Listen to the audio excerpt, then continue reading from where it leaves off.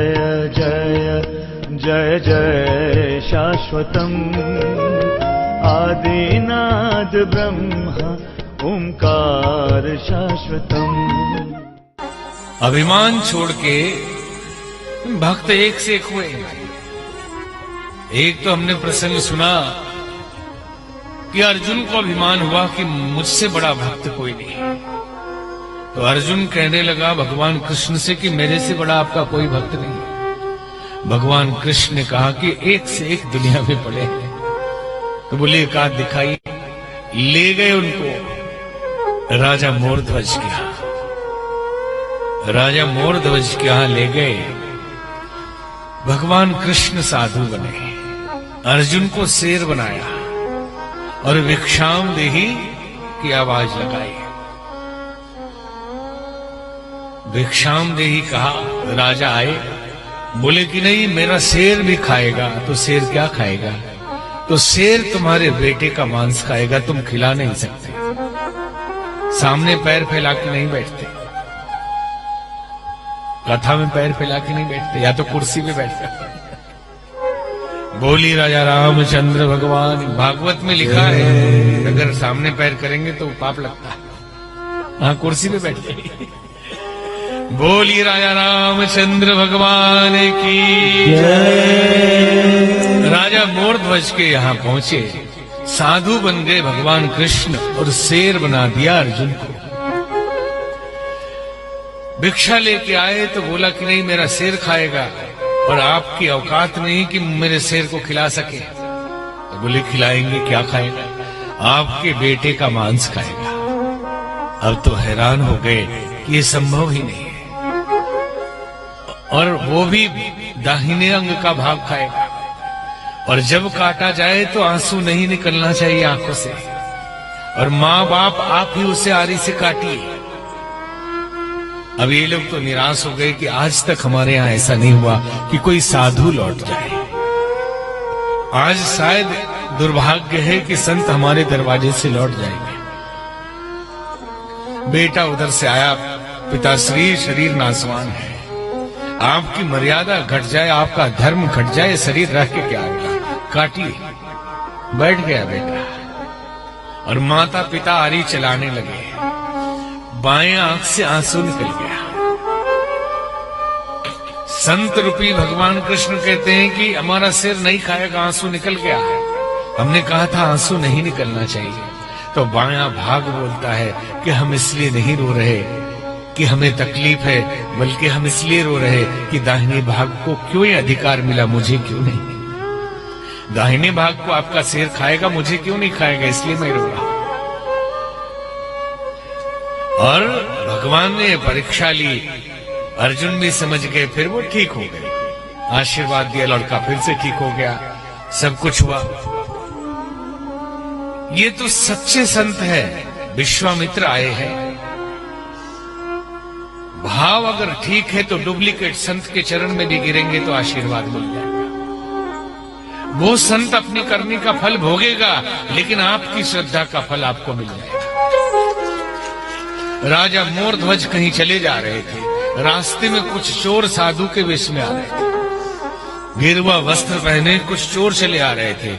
अब राजा मोरध्वज और आए, चोरी किया राजा के यहां, रानी की हत्या कर दी और सामान लेके भाग रहे थे।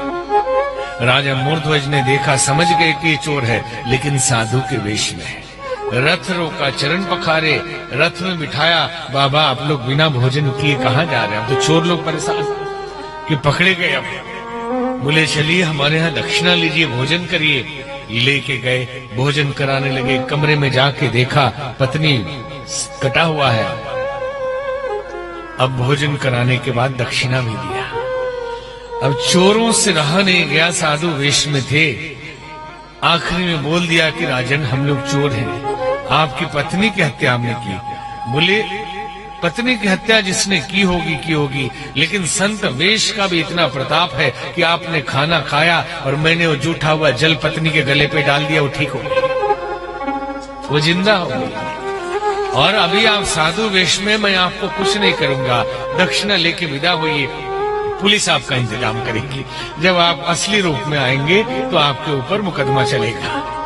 लेकिन अभी संत वेश में है। तो इतना समझ लेना, अच्छे बुरे हर तरह के लोग होते हैं। अच्छे संत होते हैं, बिगड़े हुए लोग संत वेश में भी आ जाते हैं। लेकिन आपकी श्रद्धा है तो आपकी श्रद्धा का फल आपको मिलेगा, उस बिगड़ेल का फल उसको मिलेगा।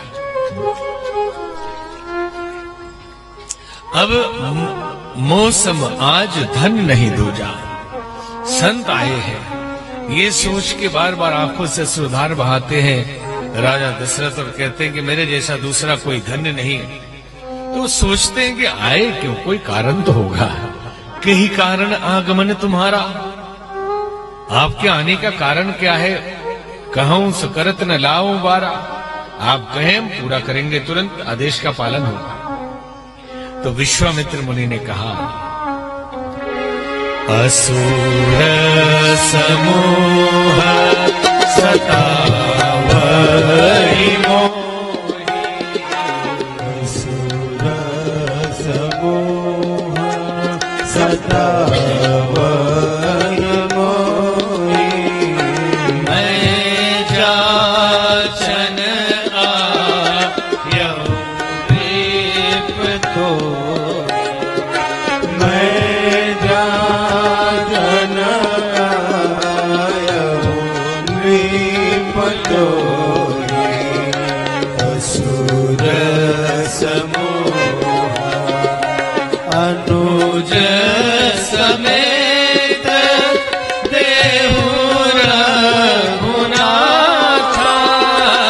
अनुज समेत देहु रघुनाथा, निश्चर बध में ओपसना, निश्चर पद में ओपसना, असुर समूह। हे राजन, असुरों के समूह मुझे सताते हैं। मैं आपसे याचना करने आया हूं, अनुज समेत देहु रघुनाथा, छोटे भाई के साथ राम जी को मेरे साथ लीजिए।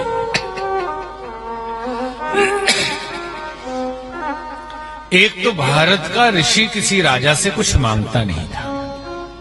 नियम था कि 3 या 6 घर में गए, भिक्षाम देही कहा, मिल गया तो 6 बार ही आवाज लगाई, मिल गया तो ठीक, नहीं तो उस दिन उपवास। जिद नहीं करते, फिर अधिक मांगते नहीं, और मांगते तो समाज के लिए। महामाना पंडित मदन मोहन मालवीय जी भिक्षा मांगा उन्होंने। तो लोग कई तरह की बातें करते थे, तो वो यही कहते थे कि मर जाऊं मांगू नहीं, अपने हित के काज और परमारथ के कारण मोहि नाम विलास। अपने लिए मर जाऊंगा, कभी नहीं मांगूंगा, लेकिन परमार्थ के लिए मुझे लाज नहीं है। धर्म के लिए मांगना है, काशी विश्वविद्यालय के लिए मांगना है, मैं घर घर जाऊंगा। जैसे माताएं जितनी है घर घर गई, कोई 10 रुपया दिया, कोई 20 रुपया दिया, तो कई नाराज भी हो गए कि अरे 10 रुपया में, लेकिन बड़े श्रद्धा से लेके आई, क्योंकि सबका सहयोग इसमें नहीं। मीनाक्षी जी इसीलिए हंस रही कि इनकी सच्ची बात बता दिया है। बोली राजा रामचंद्र भगवान की जय। असुर समूह सतावहि, राजा दशरथ तो व्याकुल हो गए कि अरे अभी तो राम जी इतने छोटे हैं, युद्ध करने जाएंगे अभी, ये संभव ही नहीं है। चौथेपन पायो सुतचारी, विप्र वचन नहीं कहो विचारी। हे ब्राह्मण, आपने विचार के वचन नहीं कहा, बुढ़ापे में तो 4 बच्चे मिले हैं। जाति विश्वामित्र ऋषि की क्षत्रिय है, लेकिन जो साधु हो गया वो सब विप्र है। यहां गोस्वामी जी लिख रहे हैं, विश्वामित्र को विप्र कह रहे हैं। वो ये ना समझे कि जाति से ब्राह्मण हो तो विप्र है, साधु है तो विप्र है। विप्र वचन नहीं कहो विचार, कि हे ब्राह्मण, हे साधु, आपने विचार के वचन नहीं कहा। कि बुढ़ापे में तो ये 4 पुत्र मिले हैं। वशिष्ठ मुनि ने समझाया कि राजन, विश्वामित्र से चाहते तो खुद असुरों को मार देते, इसमें कुछ न कुछ कल्याण है, भगवान की लीला है, जाने दीजिए। आप में से किसी ने कंब रामायण पढ़ा हो, नहीं पढ़ा तो 2-4 लाइन इस घटना को बताए कि भगवान राम प्रातः काल क्या काम करते थे। जब छोटे थे तो उनके पिताजी ने उनको ड्यूटी दी थी ब्रह्म मुहूर्त में वेश बदल के नागरिकों का हाल चाल लेना, वेश बदल के चौपाल पे चौराहे पे लोगों से मिलना और उनकी स्थिति आके रिपोर्ट करना कि नगर में स्थिति क्या है।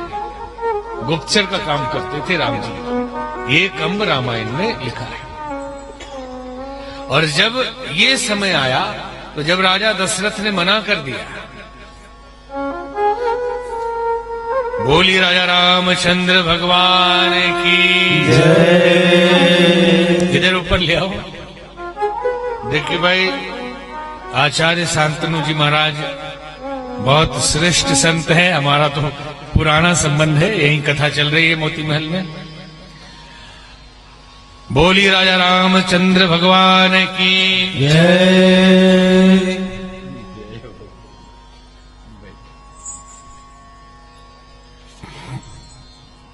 तो इनका हमारा बहुत, आप समझे, प्राचीन कालीन संबंध है।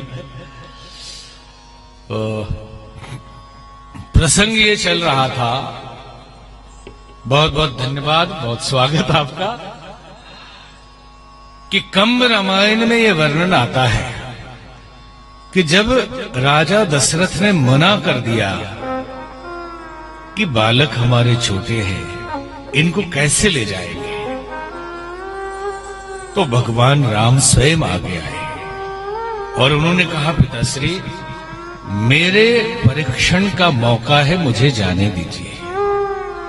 आगे मैं युवराज बनूंगा तो राज्य में यदि कहीं भी अस्थिरता है, कहीं भी गड़बड़ी है, तनाव है, तो उसे समझना और संभालना मेरा कर्तव्य है। फिर भी नहीं माने, बहुत समझाया, अड़ गए भगवान। कंब रामायण स्पष्ट कंबन ऋषि ने लिखा है कि भगवान अड़ गए कि नहीं, मुझे जाना ही है। तो कहा ठीक है, जाइए और सेना लेके जाइए, सेना लेके जाइए आप अपने साथ। तो उन्होंने कहा सेना की आवश्यकता नहीं। तो सेना पूरी नहीं ले जाएंगे तो कम से कम थोड़े से जो मुख्य योद्धा हैं उन बॉडीगार्ड्स को तो लेके जाओ, रथ लेके जाइए, कुछ अच्छे सेना नायकों को लेके जाइए। बोले नहीं, उनको भी नहीं लेके जा सकते। तो रथ पे तो जाएंगे नहीं, रथ भी नहीं ले जा सकते। हमें मार्ग अपना स्वयं बनाना है। और स्वयं जिद करके वो ऋषि विश्वामित्र के साथ चले और मार्ग में जो वार्ता हुई, क्योंकि हम लोग रामचरितमानस सुनाते हैं तो कृतिवास रामायण और कंब रामायण की बातें रह जाती है, या अध्यात्म रामायण की या विचित्र रामायण की।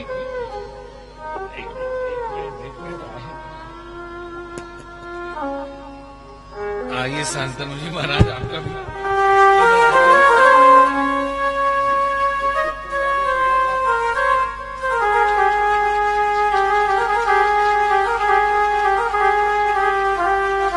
वो बातें रह जाती है। तो यहां इस प्रसंग में बहुत समझने जैसी बात है कि जब ऋषि विश्वामित्र के साथ राम लखन जी जा रहे हैं तो मार्ग में विश्वामित्र ऋषि राम जी से पूछते हैं कि हे राघव, आप ये युद्ध लड़ेंगे कैसे? सेना तो आपने छोड़ दिया, रथ भी आपने छोड़ दिया, हथियार भी नहीं लिया, केवल धनुष बाण आप दोनों के पास है और आसुरी शक्तियां बहुत प्रबल है। ये पूरे टेररिस्ट स्लीपर सेल भरे हुए, एक भी ऐसा वैसा नहीं है। क्या होगा?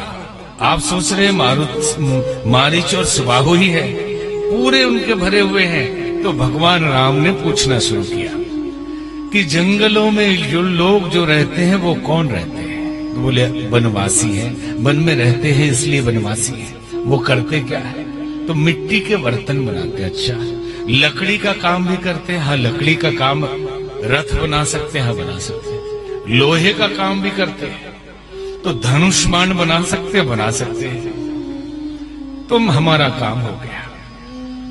कहते हैं कि वहां भगवान गए, लोगों को संगठित किया, हथियार बनाना सिखाया, धनुष बाण चलाना सिखाया, लड़ने के लिए रथ बनवाया। इसमें तो एक ही घटना है कि गए बिन फनबान राम तही मारा सतजोजन का सागर पारा। एक ही बार में सारा क्रियाक्रम हो गया, लेकिन एक बार में हुआ नहीं। वहां जाकर महीनों भगवान रहे, लोगों को संगठित किया, उनको जागृत किया, उनका मनोबल बढ़ाया, उनको हथियार चलाना सिखाया, धनुष बाण चलाना सिखाया और उनसे युद्ध करवाया। और भगवान की खूबी ये रही कि जहां भी गए वहां के लोगों को संगठित करके जीत उन्हें दिलाकर राज उन्हें ही सौंप दिया। यहां भी जंगलों में सबको सौंपा और वहां विभीषण को भी सौंपा, वहां सुग्रीव को भी सौंपा। जीते तो खुद, लेकिन उनको सौंप दिया। इसलिए जितनी भी जनजातियां हैं अभी, उसमें भगवान राम के इस धनुष बाण की महिमा है और भगवान राम की ही पूजा वो करते हैं। अब तो एक प्रसंग इसी में याद आ गया, कंब रामायण का ही है कि भरत जी जब मिलने गए राम जी से, तो भगवान राम ने भरत जी से पूछा कि आखिर आप राज करो या मैं राज करूं, क्या फर्क पड़ता है? राज तो एक ही तरह से चलना है। लोग अपनी जिंदगी अपने तरीके से जी रहे हैं, कोई भाई वहां बैठे, क्या फर्क पड़ता है? बोले नहीं नहीं प्रभु, आप बैठेंगे तो पहले बताओ आपके राज्य में सब सुखी हैं? बोले हाँ सब सुखी हैं। तो फिर क्या दिक्कत है? आपके राज्य में ब्राह्मणों के लिए, पुरोहितों के लिए, साधु संतों के लिए क्या व्यवस्था है? बोले साधु संतों के लिए तो बहुत अच्छी व्यवस्था है, उनके लिए लंगर चलता है, उनके लिए दान की व्यवस्था है। जो पुजारी ब्राह्मण है उनके लिए क्या व्यवस्था है? जो पुरोहित है उनके लिए क्या व्यवस्था है? बोले उनके लिए तो कोई व्यवस्था नहीं, जैसे हमारे मिश्रा जी है, उनके लिए कोई व्यवस्था नहीं। तो बोले अर्थव्यवस्था के आधार में ये पुरोहित है। तो भरत जी ने कहा ये कैसे? मान लो जनसंख्या में करोड़ों लोग हैं, एक दिन में 1 लाख पुरोहित अगर 1 लाख घर में पूजा कराने जाते हैं, तो 25 दिया, इतना आटा, इतना कपूर, इतनी अगरबत्ती, इतना घी, इतना एकरंगा, ये सामान 1 लाख घर से जब खरीदने मार्केट में जाएंगे तो वो पैसा कहां जा रहा है? ये आपकी अर्थव्यवस्था को ही तो मजबूत कर रहा है। इसलिए पुरोहितों के लिए व्यवस्था करिए और पुरोहित दक्षिणा न ले। ये भरत जी के राज्य में भगवान श्री राम ने कराया, ये कंब रामायण कहता है कि दक्षिणा पुरोहित न ले, राजा पुरोहित को दे। और अगर दक्षिणा लेगा, किसी के घर में पुरोहित खाएगा, तो जिसके घर में अच्छा है उसके घर में खाएगा, जिसके घर में कमजोर है नहीं खाएगा। जिसके घर में अच्छे पकवान पके हैं उसके यहां खा लेगा, और जिसके घर में कमजोर पकवान है नहीं खाएगा। क्योंकि देखिए मौर्य जी लुधियाना से आ गए, एडवोकेट मौर्य जी हैं और लुधियाना से चल के आ रहे हैं, बहुत बहुत आशीर्वाद उनको। तो जिसके घर में अच्छे भोजन मिलेंगे उसके घर में वो ब्राह्मण खाएगा, जिसके घर में कमजोर होगा नहीं खाएगा। अमीरों के घर में खाएगा मालपुआ, गरीबों के यहां नहीं खाएगा। तो नियम बन गया कि ब्राह्मण पूजा तो कराएगा, किसी के घर का पानी भी नहीं पिएगा। तो लोगों ने क्या कर दिया, छुआछूत वाली बात कि ब्राह्मण किसी के इधर उधर के घर का पानी नहीं पीता। लेकिन सच्चाई यह है कि नियम इसलिए बना था कि ब्राह्मण किसी के घर के खाना तो छोड़िए पानी भी नहीं पिएगा, राज सत्ता उसको खिलाएगी पिलाएगी। क्योंकि अगर पीने लगा तो कुछ और होने लगेगा और गिफ्ट मिलने लगेगा। और पुरोहित अर्थव्यवस्था की रीढ़ उस समय के, आज भी आप कल्पना करें कि अगर 82% हिंदू है तो कम से कम 50 लाख तो पुजारी होंगे। 50 लाख पुजारी एक साथ उतने घरों में जब पूजा सामग्री लिखते हैं तो खरीदा जाएगा। कुटीर उद्योग सारे, दिया बत्ती, कलसा, नारियल, यही सब तो आएगा, कलावा। तो अर्थव्यवस्था में कितना बड़ा सहयोग। तो चले एक ही बाण प्राण हर लीना, दीन जान तेहि निज पद दीना। ताड़का का वध किया भगवान ने और दीन जानकर, गरीब जानकर निज पद दिया। प्रभु के प्रसंग में आप समझेंगे कि या तो आप उनके कार्य में मर गए तो अपना रूप दे दिया, या उनके द्वारा मर गए तो अपना रूप दे दिया।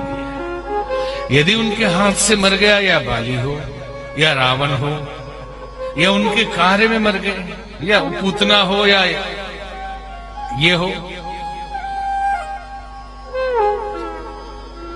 जैसे एक प्रसंग आता है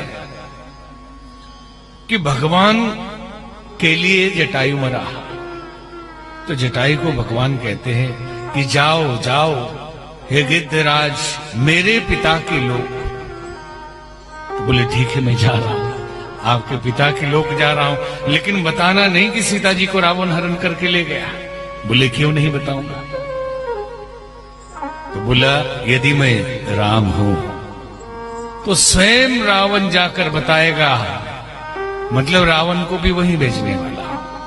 तो जो भगवत कार्य में बलिदान हो जाते हैं वो भी भगवत पद ही पाते हैं, और जो भगवान के द्वारा मारे जाते हैं वो भी भगवत पद ही पाते हैं। गए, देखा वहां सुंदर यज्ञशाला, वैदिक मंत्रों का उच्चारण हो रहा था। सारे ऋषिमुनि, बटुक, ब्रह्मचारी, ब्राह्मण भ्रमण कर रहे थे। सुगंधित वातावरण, ऋषिमुनियों का वास, विश्वामित्र की तपस्थली बक्सर का वो यज्ञ स्थल। रात्रि को विश्राम किया। प्रातः काल यज्ञ की रक्षा के लिए भगवान स्वयं धनुष्मान लेकर खड़े हुए। प्रातः कहा मुनि सन रघुराई, प्रातः कहा मुनि सन रघुराई, निर्भय जग करहु तुम जाए, निर्भय जग करहु तुम जाए। प्रातः कहा होम करन लागे मुनि झारी, होम करन लागे मुनि झारी, आप रहे मक की रखवारी, आप रहे मक की रखवारी।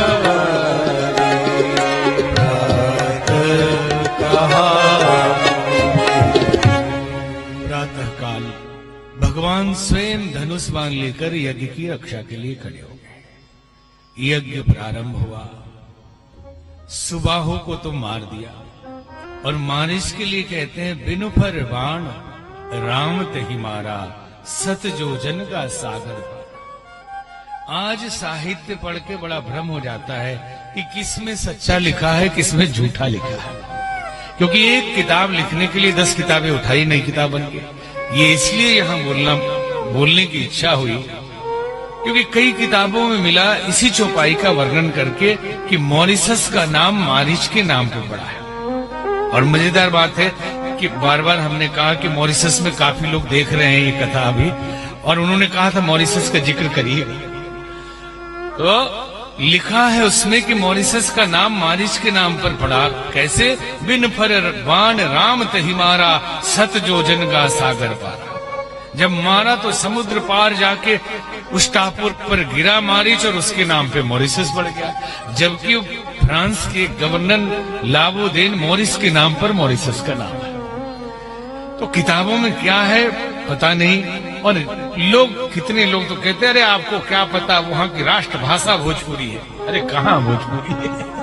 ठीक है, पढ़ाई के लिए एक विषय वहां भोजपुरी है, भोजपुरी बोलने वाले काफी लोग हैं, लेकिन यहाँ लोग कहते हैं। तो बिन फरमान राम तही मारा, सज्जो जन का सागर पारा। सागर पार लंका में जाके गिरा, तभी तो मामा मारिच हिरण बन के आना है उसको। भगवान ने लीला के सारे पात्रों को जानते हैं कि कब किसको खत्म कर देना, किसको अगले पाठ तक रखना है। एक को मार दिया, एक को बचा लिया कि आगे इसको रोल करना है, अभी ये नाटक समाप्त नहीं हुआ, इसलिए भेज दिया, वहां मारा नहीं पूरा। और इधर ये सारे असुर समाप्त हुए।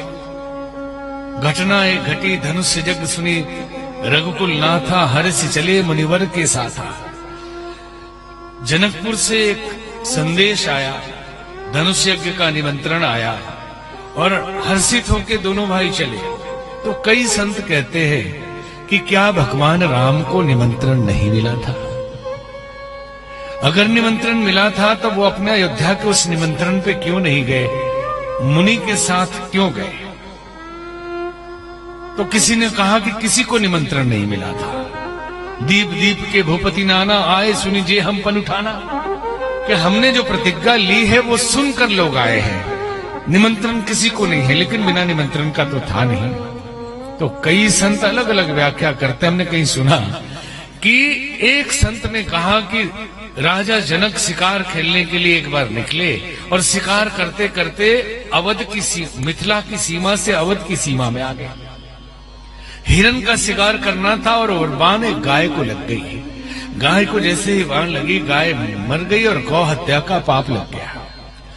शिकार में भी पंडित पुरोहित सब साथ में होते थे। सेनापति ने सलाह दिया कि आप जिसके क्षेत्र में हैं, जिसके राज्य में है, वो इतने प्रतापी हैं कि वो चाहे तो गौ हत्या के पाप से आपको बचा सकते हैं।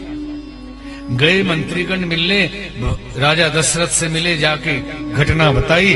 उन्होंने जल का लोटा उठाया, पूजा पाठ में व्यस्त थे कि ये छिड़क दो, गाय जिंदा हो जाएगी। लाकर छिड़क दिया, गाय जिंदा हो गई।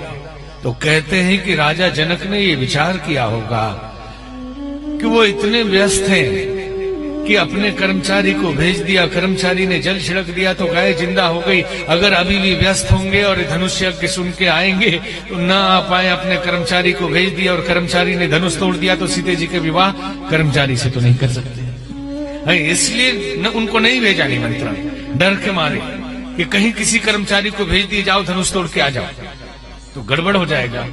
तो इस कारण अब क्या सच्चाई है पता नहीं, ये सुनी हुई कथा है। तो चले मुनिवर के साथ दोनों भाई चले। आश्रम एक दीख मगमाही, खग मृग जीव जंतु तरना है। मार्ग में एक आश्रम दिखाई दिया, वहां खग मृग, उड़ने वाले भी पक्षी कोई नहीं था, कोई हिरण टाइप का नहीं था, जीव जंतु कोई नहीं था। नीरव शांत वातावरण, कोई कोलाहल भी नहीं, कोई आवाज भी नहीं, परम शांति। तुलसी का पौधा एक पत्थर है। पूछा गुरुदेव ये क्या है? तो जवाब दिया ऋषि विश्वामित्र ने, गौतम नारी साप बस उपल देह धरि, चरण कमल रज चारि, कृपा करहु रघुवीर। गौतम ऋषि की पत्नी अहिल्या पत्थर बन गई है और आपकी कृपा चाहती है आप चरण इसके सिर पे रखें। अब कई कथावाचक कहते हैं समस्या ये है कि भगवान और अवतार में फिर जाति तो नहीं देखनी चाहिए। वहां समस्या खड़ी कर देते हैं कि भगवान तो क्षत्रिय है और अहिल्या ब्राह्मण है, तो पैर कैसे सिर पे रखेंगे? लेकिन साफ साफ गोस्वामी जी ने लिखा, पर सतपद पावन, सिर पे पैर रखा। तो अहिल्या के उद्धार के लिए ऋषि विश्वामित्र विनती करते हैं भगवान से कि घटना यह है कि इंद्र जब अहिल्या पैदा हुई, अति सुंदर थी, ब्रह्मा की पुत्री थी, लेकिन विवाह के लिए जब वर ढूंढा गया तो इंद्र को लगता था कि मुझसे ही विवाह करेंगे, कि मैं देवताओं का राजा हूं, मैं सबसे सुंदर हूं और ब्रह्मा जी अपनी पुत्री का विवाह मुझसे ही करेंगे ना। लेकिन कभी भी पिता केवल सौंदर्य और वैभव नहीं देखता, योग्यता भी देखता है। अपनी बिटिया की शादी के लिए वो योग्य वर ढूंढता है, केवल धन दौलत और केवल उसकी कीर्ति नहीं देखता। और उन्होंने ढूंढ लिया गौतम ऋषि को और गौतम ऋषि से विवाह कर दिया। सिर्फ बदला लेने के लिए इंद्र छल पूर्वक आया और श्राप दोनों को लगा। अहिल्या भी फंस गई, उनको भी श्राप मिला कि पत्थर बन जाओ। अब ये पत्थर बनने में कई दार्शनिक विवेचन लोग करते हैं कि वो चुप हो गई, उनको ठीक नहीं लगा या डांट पड़ी, ऐसी कुछ बात होगी, अलग अलग बात है, लेकिन पत्थर बन गई। और इंद्र को श्राप मिला कि 1000 जगह तुम्हारे शरीर में छिद्र हो जाए। दोनों ने विनती की तो अहिल्या को आशीर्वाद मिला कि भगवान इस मार्ग से जब गुजरेंगे तो उनके चरण जब तुम्हारे सिर पे पड़ेंगे तो मुक्त हो जाओगी। और इंद्र को कहा भगवान जब दूल्हे के रूप में आएंगे तो जब दर्शन करेंगे लोग 2 आंखों से, 3 आंखों से, 6 आंखों से, तो तुम्हारे शरीर के हजारों ये छिद्र नेत्र बन जाएंगे। ये हजारों आंखें, ये हजारों छिद्र आंखें बन जाएंगी। तो ये घटना थी। विनती की ऋषि विश्वामित्र ने, भगवान ने चरण बाण स्पर्श कराया। सतपद पावन शोक नसावन प्रगट हुई तप पुंज से। सतपद पावन शोक नसावन प्रगट भई तप पुंज सही। देखत रघुनायक जन सुखदायक सन्मुख होई कर जोरी रही अति प्रेम अधीरा पुलक शरीरा मुख नहीं आवई वचन कही। मुख नहीं आवई वचन कही। सय बड़ भागी चरण मिलाई जुगल नयन जल धार बही। जैसे ही भगवान ने चरण स्पर्श कराए, पत्थर से अहिल्या प्रकट हो गई। हाथ जोड़कर सन्मुख खड़ी हुई, विनती करने लगी। आंखों से अश्रुधार बहने लगे। धीरज मन कीन्हा प्रभु बहु चीन्हा। रघुपति कृपा भगति पाई। अति निर्मल बाणी स्तुति ठानी। ज्ञान गम्य जय रघुराई।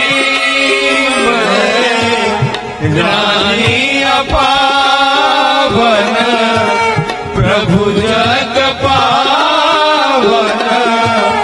रावण पूजन सुखदाई। रावण पूजन सुखदाई। जीव विलोचन भव भय मोचन। पाई साई शरण नहीं आई।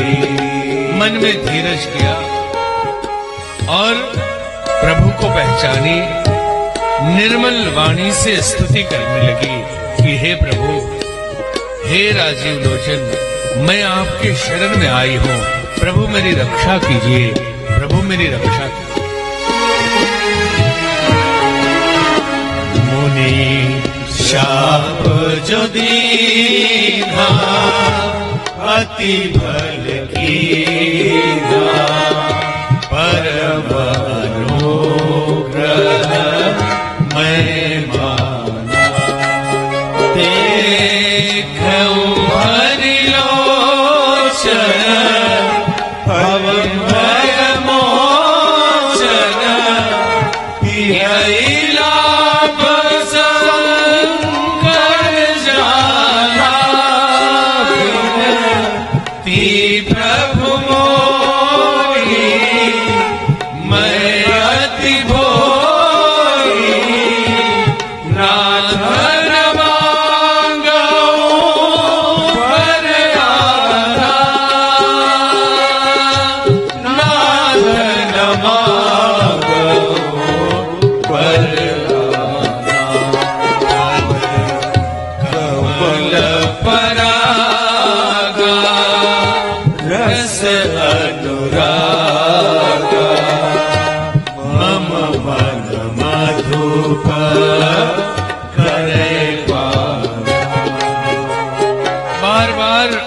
से सुधार दे रहे हैं।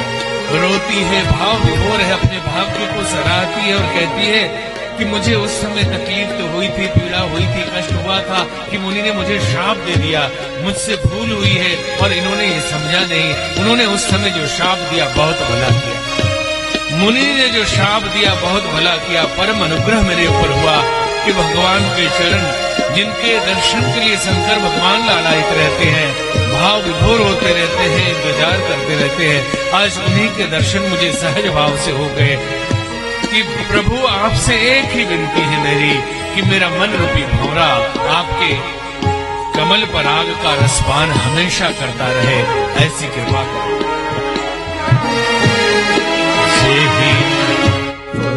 सुर सरिता परम पुनीता प्रकट भई शिव शीश धरी पद पंकज जहि पूजत जमा सिरधर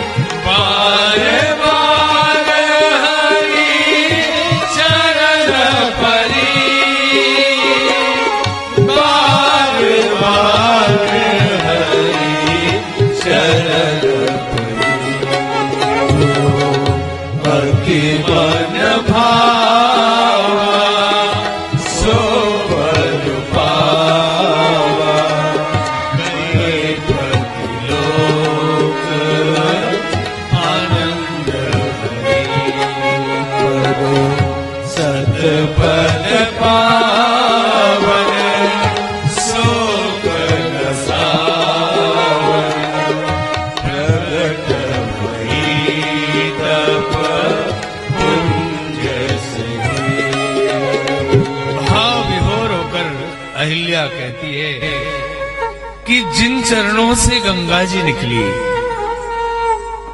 ब्रह्मा जी ने कमंडल से वो चरण धोए और वही गंगा जी बन गई। जिन चरणों से गंगा जी निकली और शिव जी ने शीश पे धारण किया, सीधे सीधे वो चरण मेरे सिर पे पड़े हैं। मेरे से भाग्यशाली इस दुनिया में कोई नहीं है। और ऐसा भाव करते हुए प्रभु के चरणों में पड़ती है और अपने पति के लोक चले। और भगवान वहां से आगे बढ़े, चले राम लक्ष्मण मुनि संगा, गए जहां जग पावनी। ऋषि विश्वामित्र ने भगवान राम को गंगा जी की पूरी कहानी सुनाई। यह राघव, ये आपके कुल की ही देवी। पूरे भगीरथ और राजा सगर की कथा सुनाई।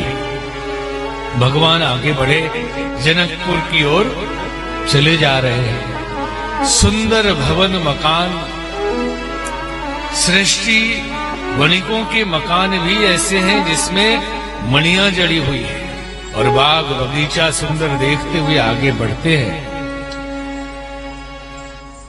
और जनकपुर में उनका आगमन होता है। बोलिए राजा रामचंद्र भगवान की विश्वामित्र मुनि आए हैं, ये खबर राजा जनक को लगती है।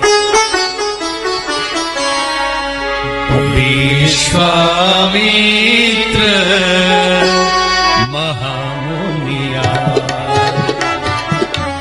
विश्वामित्र महामुनिया,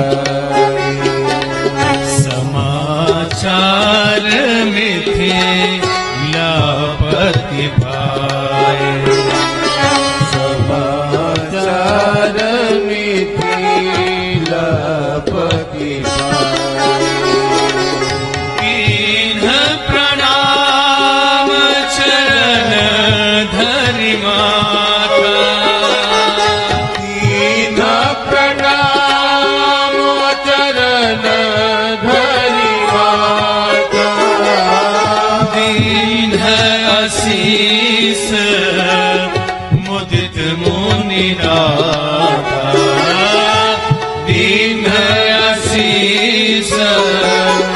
मुदित मुनिनाथ विप्रवृंद सब सादर विप्रवृंद सब सादर वंदे जानि भाग्य बड़ राहो जानि भाग्य बड़ राहो विश्वामित्र महामुनि आए हैं। राजा जनक को ये खबर लगी, वो स्वयं विदेह परम ऋषि है। ब्राह्मणों संतों के साथ ऋषि विश्वामित्र की अगवानी करने आए। किन्न प्रणाम चरण धरी माता, चरणों में माथा रखकर प्रणाम किया। मुनि ने उनको आशीष दिया। दोनों भाई कहीं टहलने गए थे, लौट के आए। जब उन्होंने दोनों को देखा, वो सौंदर्य देखकर विदेह अब देह में आकर्षित हो गए। भगवान राम लखन जी तो अभी देह में ही है ना, लेकिन जो हमेशा ब्रह्म में लीन रहने वाले जनक जी के महल में एक बार आग लगी। कहते एक संत वहां बैठे थे। संत दौड़ के चले गए और कहा, आके पूछा कहां गए थे? आपके महल में आग लग गई थी। बोले आग लगी थी तो उसके लिए व्यवस्था है। आप कहां गए थे? मेरी लंगोटी सूख रही थी। अभी तक लंगोटी में ही आ सकती है, और ये राजा ऐसा कि महल भी जल जाए तो कोई फर्क नहीं। व्यवस्था है बुझाने वाले की, बुझाए तो ठीक, न बुझे तो क्या करे, जो होनी सो सोए। ऐसे राजा जनक, और हमेशा 24 घंटे परमात्मा चिंतन करने वाले विदेह राजा जनक जैसे ही राम लखन जी को देखा प्रेम मगन हो गए। प्रेम मगन अनुजान नृप करीब बेको धरी बोले मुनि पद नाहि सिरो पद गद गिरा। प्रेम में मग्न हो गए, गदगद होकर कहा, सिर नवाकर क्या कहा? कहु नाथ सुन दर दो बार, कहु नाथ सुन दर दो बार। मुनि कुल तिलक नृप कुल पालक, मुनि कुल तिलक नृप कुल बालक। ब्रह्म जुनि गामनेति कहि गावा, ब्रह्म जुनि गामनेति कहि गावा। उभय वेश धरि की सोइया, उभय वेश धरि की सोइया। सहज विराग रूप मन मोरा, सहज विराग रूप मन मोरा। अंकित होत जिने चंद चकोरा, अंकित होत जिने चंद चकोरा। ताते प्रभु पूछेउ सति भाव, ताते प्रभु पूछौ सति भाव। कहु नाथ जने करहु दुराहो, कहु नाथ जने करहु दुराहो। नाथ सुंदर दो बालक। विश्वामित्र ऋषि से राजा जनक कहते हैं, हे नाथ, ये सुंदर बालक कौन है? किसी राजकुल के राजकुमार है या किसी मुनि के पुत्र है? इनको देखकर मुझे तो ये लगता है कि ब्रह्म जो निगम नेति कही गावा, उभय वेश धरी की सोई आवा। ब्रह्म के लिए जो नेति नेति कहा जाता है, कहीं वही तो नहीं आ गए। सहज विराग रूप मन मोरा, थकित होत जिमि चंद चकोरा। सहज वैराग्य में रहने वाला मन मेरा आज इस देह में कैसे लग गया कि मैं तो संसार में मन को कभी रहने नहीं देता। इसलिए आपसे पूछ रहा हूं, मुझसे छुपाइए नहीं। इन्हीं विलोकित अति अनुरागा, बरबस ब्रह्म सुखी मन त्यागा। इनको देखकर इतना अनुराग है कि ब्रह्म सुख में लीन रहने वाला मेरा मन आज इनमें लीन हो रहा। ये कौन है? विश्वामित्र ऋषि ने कहा कि जहां तक सृष्टि है इन्हीं की है, लेकिन धीरे से कह दिया कि राजा दशरथ के ज्येष्ठ पुत्र राम हैं और ये अनुज उनके लखन है। जनकपुर की कथा कल आपको सुनाई जाएगी और भगवान के विवाह की भी कथा सुनाई जाएगी। ये माइक इधर देना इनको।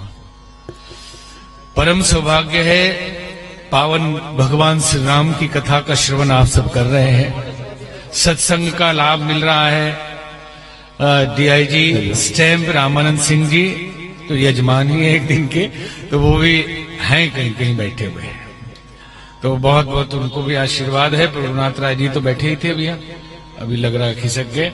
RS Maurya ji joint secretary, और कोई संत, कोई साधु, कोई कथा करने वाले पधारे तो ये भी सौभाग्य है भगवान की कथा में। तो पूज्य संत आचार्य शांतनु जी महाराज पधारे हैं, इनकी कथा मोती महल लॉन में चल रही है। और हम लोगों का संबंध कोई ऐसे दूर से परिचय वाला नहीं है, एक ही घर के हैं ऐसा आप मान लेना। तो दो शब्द उनसे सुनेंगे, फिर कीर्तन होगा, फिर आरती होगी। पहुंची ना पहुंची इधर ना चौकी तो अपने चल जाए वहां पहुंची तो ठीक है, ठीक है, इसको चालू करिए। बोलिए राजा रामचंद्र भगवान की, भक्तवत्सल भगवान की। व्यासपीठ पर विराजमान पूज्य संत जूना अखाड़ा के महामंडलेश्वर परम श्रद्धेय डॉक्टर उमाकांतानंद सरस्वती जी महाराज और सम्मुख उपस्थित आप सभी माताओं को, बहनों को, बंधुओं को मेरे सादर प्रणाम। पूज्य स्वामी जी का ये स्नेह है, नहीं तो इनके सम्मुख मैं बोलूं और ये सुने ऐसा ये धृष्टता है। फिर मैं इनसे क्षमा याचना करते हुए दो शब्द आपसे निवेदन कर रहा हूं। और मॉरिशस की चर्चा हुई तो एक बार स्वामी जी हमको मॉरिशस लेकर गए थे, तो मैं बालक जैसा ही था, मैं कथा तब नहीं करता था। और स्वामी जी ने कहा कि इस एक बड़ा यज्ञ था, वो गायत्री महायज्ञ था, मुझको कुछ भी नहीं आता था, लेकिन वो एक आपने सुना है ना, मूकम करोति वाचालम पंगुम लंघयते गिरिम यत् कृपातम हम वंदे परमानंद माधव। वो तो गूंगा भी बोलने लगता है, तो ऐसी कृपा हुई कि वो यज्ञ का आचार्य हमको बना दिया। और मुझे कहने में कोई संकोच नहीं है, वो मैं शांतनु नाम लिखता था। और उसी मॉरिशस में महाराज जी ने कहा कि आज से तुम आचार्य शांतनु हो गए, और उस यज्ञ को मैंने वहीं संपन्न कहा। और वो कृपा ऐसी बरसी कि अब मैं आप सब संतों की कृपा से, गुरुदेव भगवान की कृपा से, ईश्वर के अनुकंपा से मैं देश विदेश में भगवान राम की कथाओं का गायन कर रहा हूं। पूज्य स्वामी जी विश्वामित्र जी के यज्ञ की रक्षा का प्रसंग सुना रहे थे, अहिल्या उद्धार का प्रसंग सुना रहे थे। जनकपुर में भगवान प्रवेश किए हैं, गंगा जी की महिमा को विश्वामित्र जी के श्रीमुख से सुने हैं। ऐसे सुंदर प्रसंगों में आप यात्रा कर रहे हैं। एक निवेदन करूं और अपनी वाणी को विराम दूं।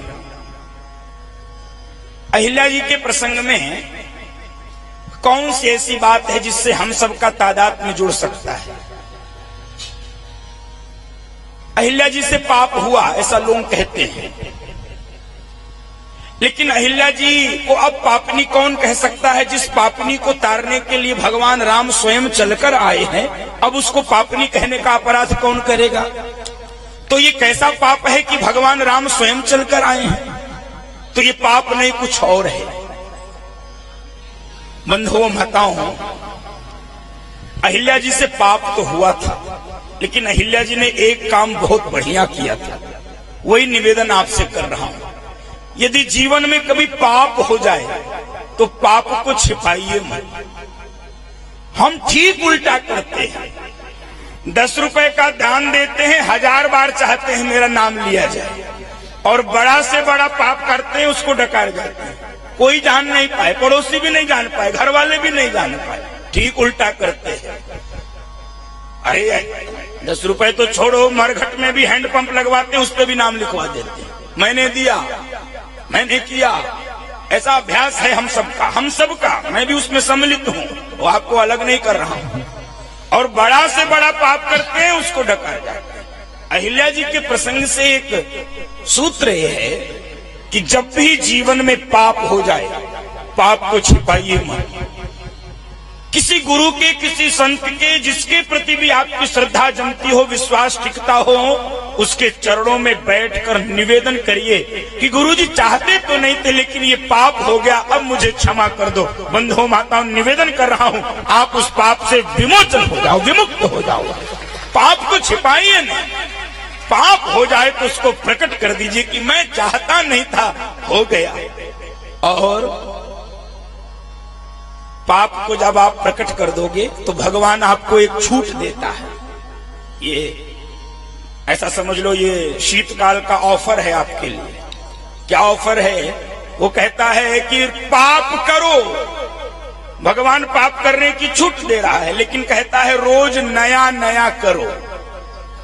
एक पाप जो हो गया उसको भूल जाओ, दोबारा दूसरा करना। क्योंकि यदि एक पाप की पुनरावृत्ति की जा रही है, इसका अर्थ है कि अब योजना बना के कर रहे हो, जानबूझकर कर रहे हो, प्रयास करके कर रहे हो, वो पाप अक्षम्य है।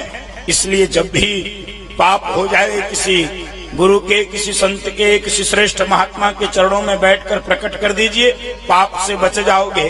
और अंतिम बात उसी प्रसंग से जुड़ी हुई, इसलिए भगवान तुरंत चले गए गंगा जी। पाप का प्रक्षालन किससे होता है? गंगा जी से। आपने सुना होगा कि 400 कोस दूर खड़े होकर भी कोई गंगा जी की तरफ सम्मुख होकर यदि क्षमा याचना करता है तो अपने पापों से वो मुक्त हो जाता है। ऐसी गंगा जी की महिमा है। आदि जगत गुरु शंकराचार्य भगवान ने गंगा जी की महिमा लिखा। तो तीरे तरुकोटरांतर्गतो गंगे विहंगो वरम त्वं नीरे नरकांत कारिणी वरम मत्स्योथवा कच्छपः। यदि अगला जन्म मुझे मिले तो गंगा जी के जल में मैं मगरमच्छ और कछुआ बनकर भी रहना पसंद करूंगा। अगला जन्म मिले तो गंगा जी के तट पर किसी वृक्ष के कोटर में पक्षी बनकर भी रहना मैं पसंद करूंगा, लेकिन गंगा जी की गोद चाहिए। तो पाप का प्रक्षालन गंगा जी से। बहुत सूक्ष्म निवेदन कर रहा हूं, जो कुछ भी पूजा पाठ, दान, तप, व्रत, यज्ञ, अनुष्ठान आप करते हो, करते रहना। जो भी कथा प्रवचन सुन रहे हो, सुनते रहना। जो कुछ भी आप कर रहे हो, वो करते रहना। एक छोटा सा प्रयोग बता रहा हूं। पाप के प्रक्षालन के लिए, पाप के विमोचन के लिए, पाप के मुक्तिकरण के लिए पूज्य स्वामी जी के चरणों में निवेदन करते हुए आपसे कह रहा हूं, जब स्नान करने जाओ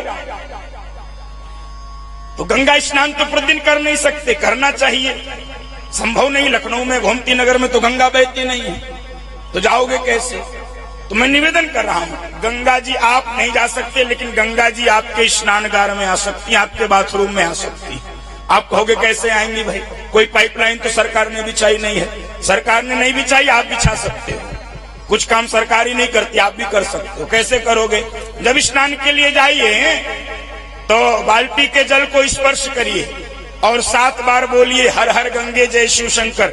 इसलिए बता रहा हूं क्योंकि संस्कृत सबको याद नहीं होता, सबको बोलने में कठिनाई होती है, इसलिए गंगे च यमुने चैव के चक्कर में मत पड़ना।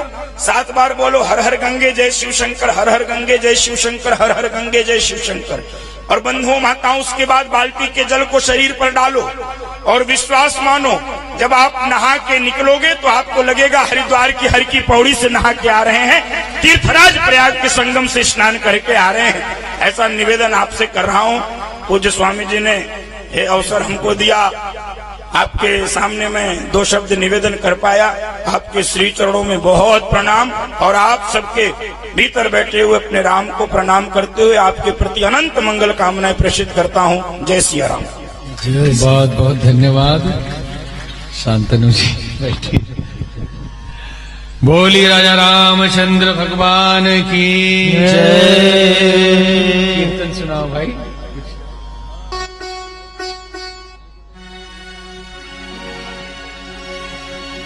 मन सीताराम जपले घड़ी घड़ी, मन सीताराम जपले घड़ी घड़ी, मन सीताराम जपले घड़ी घड़ी, मन सीताराम जपले घड़ी घड़ी, मन राम राम रटले घड़ी घड़ी, मन राम राम रटले घड़ी घड़ी, मन सीताराम जपले घड़ी घड़ी, मन सीताराम रटले घड़ी घड़ी, है भवरोग मिटाने वाली, है भवरोग मिटाने वाली, राम नाम एक सफल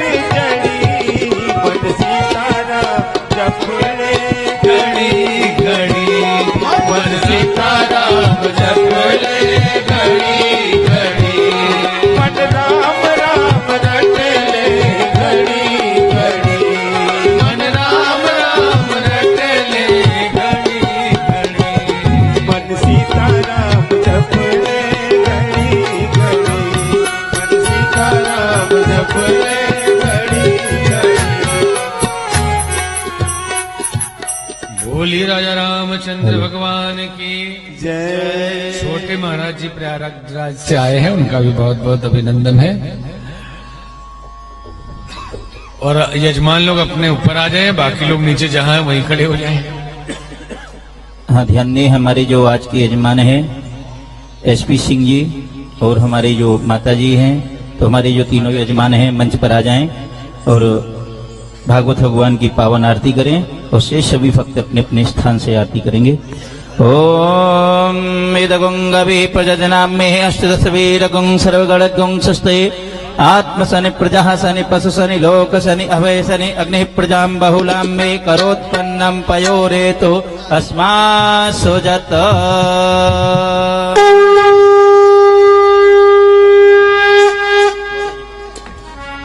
आरती की जय श्री रघुवर जी की, आरती की जय श्री रघुवर जी की, सतचित आनंद शिव सुंदर की, सतचित आनंद शिव सुंदर की, आरती की जय श्री रघुवर जी की, आरती की जय श्री रघुवर जी की, कौशल्य तनया दशरथ नंदन, कौशल्य तनया दशरथ नंदन, सुर मुनि रक्षक दैत्य निकंदन, सुर मुनि रक्षक दैत्य निकंदन, अनुगत भक्त भक्त उर चंदन, अनुगत भक्त भक्त उर चंदन, मर्यादा पुरुषोत्तम वर की, मर्यादा पुरुषोत्तम वर की, आरती की जय श्री रघुवर जी की, आरती की जय श्री रघुबर जी की शरणागत वात्सल व्रतधारी शरणागत वात्सल व्रतधारी भक्त कल्पतरुवर असुरारी भक्त कल्पतरुवर असुरारी नाम लेत जग पावनकारी नाम लेत जग पावनकारी वानर सखा दीन दुख हरती वानर सखा दीन दुख हरती आरती की जय श्री रघुवर जी की आरती की जय श्री रघुवर जी की चित आनंद शिव सुंदर की चित आनंद शिव सुंदर की आरती की जय श्री रघुवर जी की आरती की जय श्री रघुवर जी की कर्पूर गौरम करुणावतारम संसार सारम भुजगेन्द्रहारम सदा वसंतम हृदयारविंदे भवं भवानी चैतं नमामि त्वमेव माता च पिता त्वमेव त्वमेव बन्धुः च सखा त्वमेव त्वमेव विद्या द्रविणं त्वमेव त्वमेव सर्वं मम देव देव त्वमेव सर्वं मम देव देव त्वमेव सर्वं मम देव देव ओम माराटिक्यम जलेन शीतलीकरणम शीतले तुम जगन्माता शीतले तुम जगत्पिता शीतले तुम जगद्धाती शीतलाय नमो नमः माराटिक्यम जलेन शीतलीकरणम पुष्पे देवावंदनम हस्ते पुष्पाणि आदाय मंत्र पुष्पांजलिम हरि ओम यज्ञेन यज्ञमयजन्त देवास्तानि धर्माणि प्रतिमान्यः सन्नः तेह नाकं महिमाना सचन्त यत् पूर्वे साध्या सन्ति देवा हरि ओम एकदन्ताय विद्महे वक्रतुण्डाय धीमहि तन्नो दन्ति प्रचोदयात् हरि ओम अंजनी सुताय विद्महे वायुपुत्राय धीमहि